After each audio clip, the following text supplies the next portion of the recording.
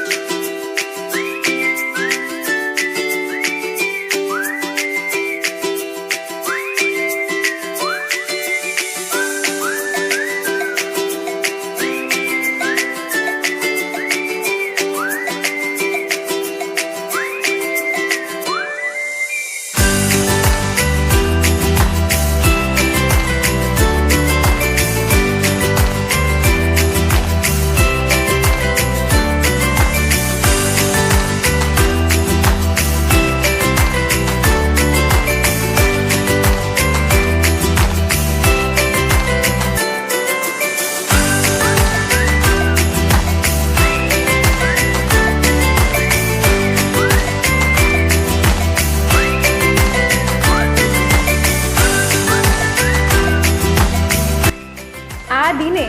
આ જ સંકુલમાં 5 વર્ષથી ચાલતી ઓસવાળ આર્ટ્સ એન્ડ કોમર્સ કોલેજના નામનું નવીનીકરણ કરી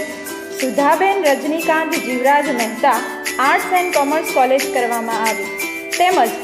રજની કાકાની પ્રપૌત્રીઓ નાવ્યા તેમજ રોહિણીના હસ્તે કોલેજના ભવ્ય મકાનનું ખાતમુહૂર્ત કરવામાં આવ્યું. આ શુભ પ્રસંગે રજની કાકાના સંપૂર્ણ પરિવાર